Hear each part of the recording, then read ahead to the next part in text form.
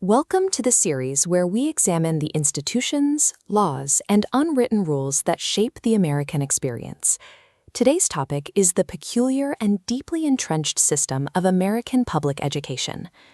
Drive 20 minutes north from downtown Detroit, and you cross an invisible line separating a collapsing school district from the well-resourced campuses of Grosse Pointe. In San Antonio, a few miles of asphalt separate the working-class Edgewood district from the wealthy enclave of Alamo Heights. Nothing about these children's intellectual capacity or ambition explains the gulf between what their schools offer. The divide is driven by a single administrative fact: the lines on a map that determine which local government collects property taxes from which homes. American public education is built on this tie between neighborhood wealth and classroom resources. It is a system where profound geographic inequality is a foreseeable consequence of the design, rather than an accident. To understand this architecture, we have to look at the country's founding instincts. Because the U.S. Constitution does not mention education, the 10th Amendment left that power to the states, which in turn delegated funding to thousands of local school districts, relying on the property tax as the primary funding mechanism.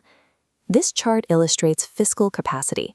A wealthy suburb raises enormous sums at a low tax rate, levied against massive real estate value. A poor district but raises a fraction of the revenue. The underlying property isn't worth enough.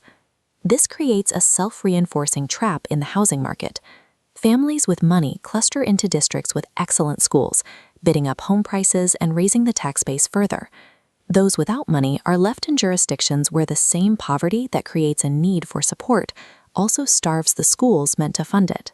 Relying on local property taxes doesn't just create disparity, it functions as an engine that mathematically ensures the children who most need additional resources often receive the fewest. In the early 1970s, parents in San Antonio's impoverished Edgewood district filed a class action lawsuit to challenge this architecture. They argued that making a child's education depend on the wealth of their district violated the Equal Protection Clause of the 14th Amendment. The case reached the Supreme Court in 1973 as San Antonio Independent School District v. Rodriguez. Writing for a 5-4 majority, Justice Lewis Powell rejected both pillars of the family's argument, ruling that the Constitution does not explicitly or implicitly guarantee a right to education. Justice Thurgood Marshall issued a fierce dissent. He accused the majority of retreating from America's historic commitment to equality of educational opportunity, calling the decision a loss for the poor that would leave the federal courts powerless to intervene. This retreat was compounded by state-level tax revolts.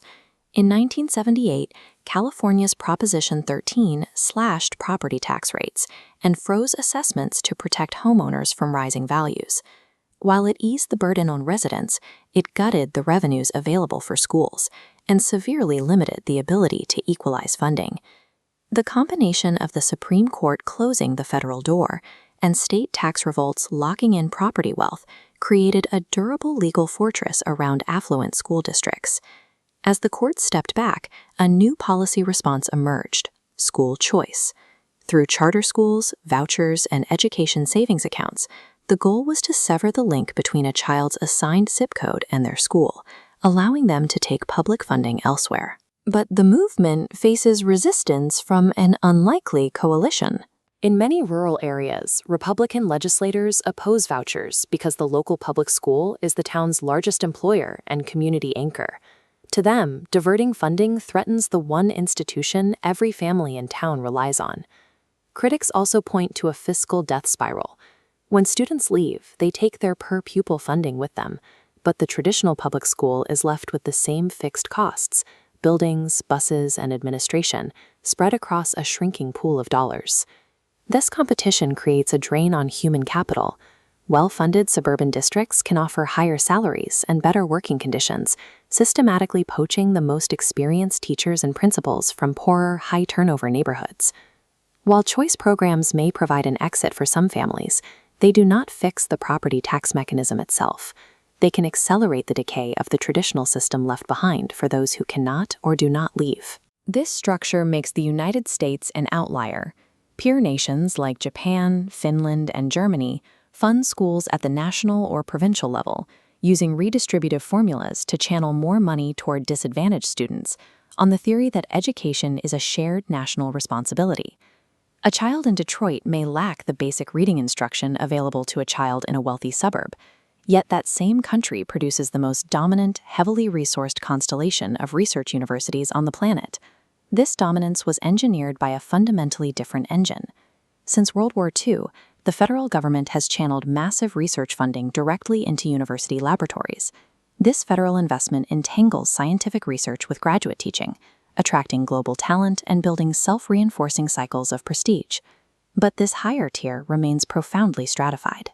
Access to elite institutions is heavily shaped by the K-12 system, as students from well-funded schools arrive with the advanced placement transcripts and test preparation necessary to navigate the selective admission process.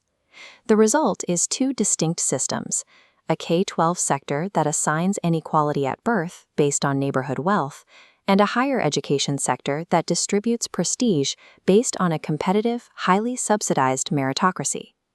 The property tax lottery is protected by a cultural belief in meritocracy, the idea that success reflects individual effort. But when the race is run from starting lines thousands of dollars apart, meritocracy stops measuring talent and starts laundering inherited geographic wealth. By tracking court-ordered funding reforms over decades, researchers have found that a 10% increase in per-pupil spending throughout a child's school years leads to higher adult wages and a measurable reduction in poverty. When those resources fund specific inputs, like smaller class sizes and experienced teachers, the impact on student achievement is robust and sustained.